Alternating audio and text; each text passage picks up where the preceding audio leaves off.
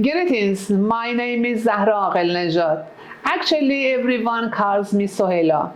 I am a beauty industry business coach.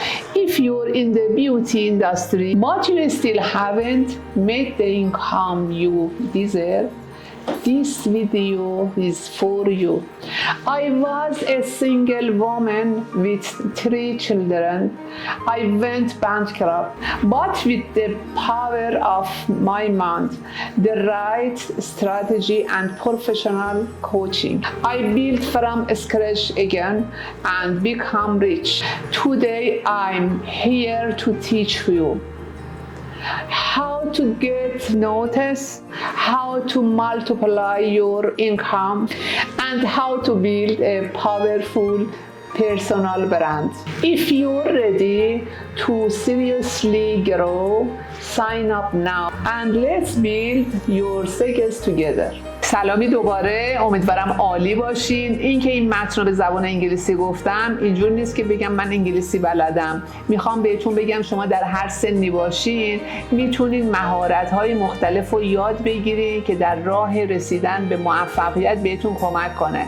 من سال 81 که به فرانسه رفته بودم روی انگلیسی مسلط بودم، صحبت میکردم، ولی خب دیگه خیلی روش کار نکردم که دوباره شروع کردم. ببینید ما میخوایم اینجا راجع به ثروتمند شدن و موفق شدن صحبت کنیم و اینکه من چه کارهایی میتونم برای شما انجام بدم و شما چه راهی رو میتونین انتخاب کنین. اگر دنبال تغییر هستی، اگر دنبال یک هدف خیلی خوب هستی، این ویدیو رو تا آخرش ببین. بهت قول میدم که اگر این ویدیو رو کامل ببینی میتونی تصمیم‌های خیلی خوبی بگیری و تغییر اساسی در زندگی به وجود بیاری. ببینین پول در زندگی نقش خیلی خیلی مهمی داره و اینکه شما فکر کنین که ثروت خوشبختی نمیاره اگر اعتقادت این باشه، ولی مطمئن باش که بیپولی قطعاً بدبختی میاره.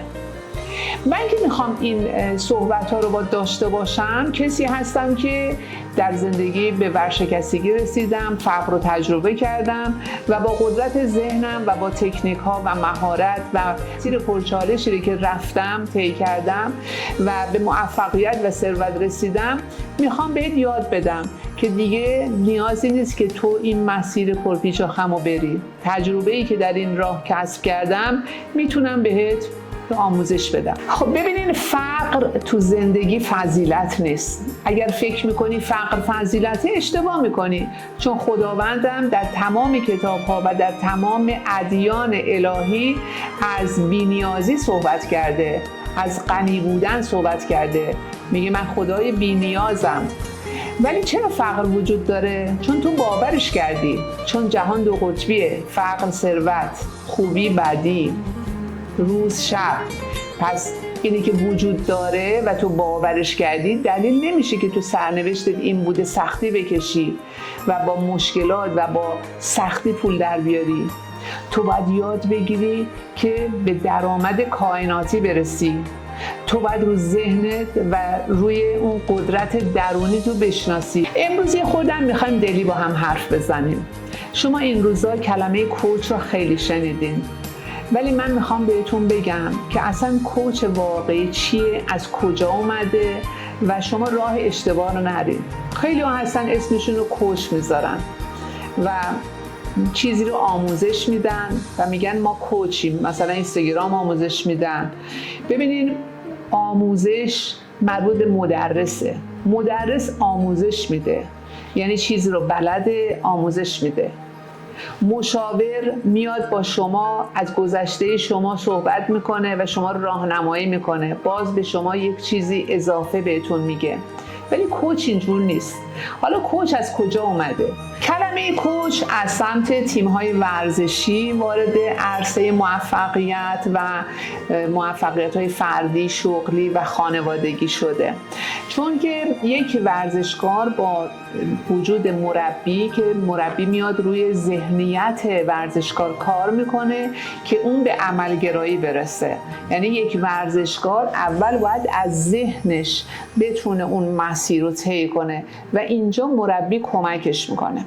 خب ببینید، کوچ امروز دومین صنعت رو به رشد بعد از آیتی در آمریکای شمالیه و امروز طرفدارهای زیادی پیدا کرده، چون از همه مواردی که ما الان داریم کوچ بیشتر به شما میتونه کمک کنه.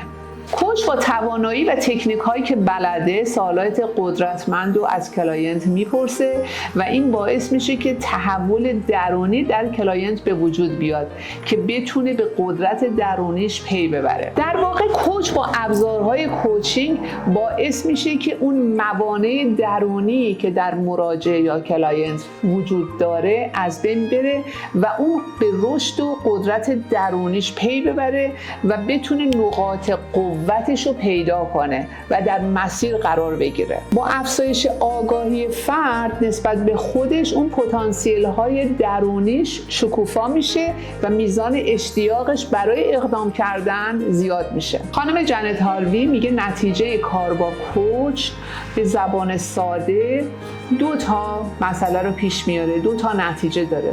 1 افزایش سطح آگاهی مراجع و 2 اقدام مراجع به سمت اهدافش.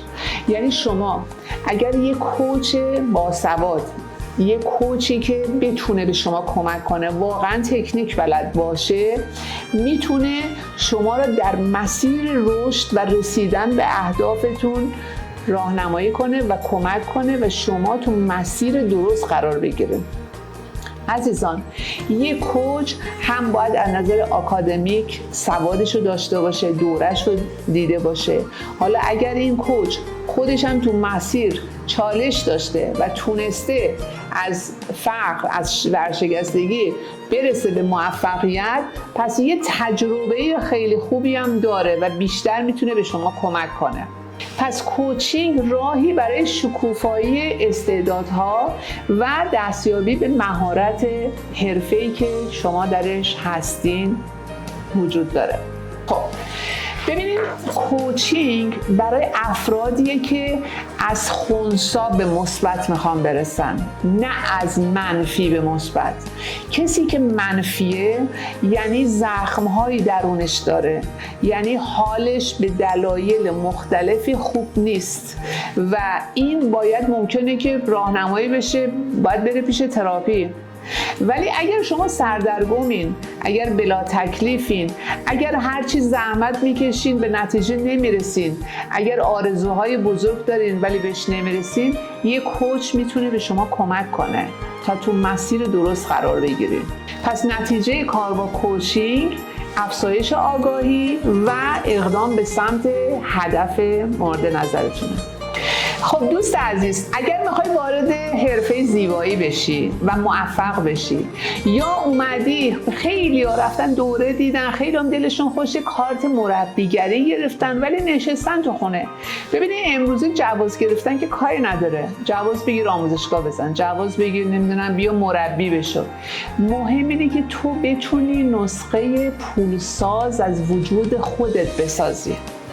اگر شما تو این حرفه میخواین وارد بشین، میخواین سرمایه گذاری کنین یا رفتین دوره دیدین مدرک گرفتین، من به عنوان یک کوچ صنعت زیبایی که تمام این سالها دوره‌های مختلف دیدم، روی توسعه فردی، روی کوچینگ، مدرک ICF گرفتم تا کسب و کار، تمام این مسیر رو رفتم. ضمن اینکه تو این مسیر من خودم چالش زیاد داشتم و تونستم با تواناییام و قدرت ذهنم به ثروت برسم، به موفقیت برسم.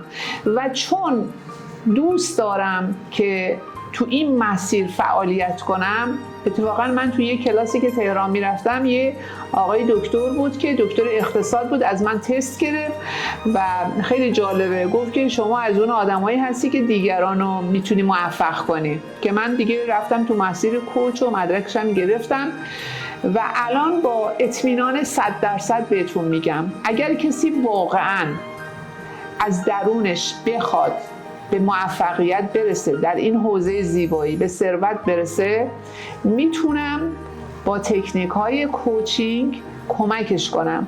ببینید یک کوچ نمیاد واقعیت رو در نظر نگیره. با توجه به تمام واقعیت و با توجه به تمام ابهامی که وجود داره، با توجه به موقعیت اون شخص، میاد روی اون شخص کار میکنه با سوالات قدرتمند و خود اون شخص رو ازش یه نسخه پولساز میسازه. یعنی شما از درون متحول میشی، راه تو پیدا میکنی. خود نیست که سلبریتی ها، ورزشکارا کوچ دارن. اگر میخوای تو مسیر زیبایی به اوج موفقیت برسی و برند بشی، من برات نقشه راهشو دارم. عالی باشین و حق همه زنان ایران هست که موفق باشن، دستشون تو جیبشون باشه و اینو بدونین شما جای کسی دیگر رو نمیگیرین. کسایی که حسادت تو وجودشونه یک جایی به مشکل میخورن. ثروتمند شدن و موفق شدن اینه که شما یاد بگیری چطوری ظرفتو ببری از اقیانوس آب بگیری یا از بارون بتونی آب بگیری. یعنی اینقدر موفقیت و ثروت و فراوانی در جهان هستی وجود داره که برای همه هست. پس حسادت رو بذارین کنار. هر کسی خودش میتونه به موفقیت و ثروت برسه و هیچ کس جای دیگری رو نمیگیره. پایدار باشین. خب در انتها چند تا از سخنان بزرگان جهان رو اینجا میخوام بهتون بگم. How to sing like millionaires. Whether you think you can or you can't, you are right. Never give up. Change your core beliefs to transform your life.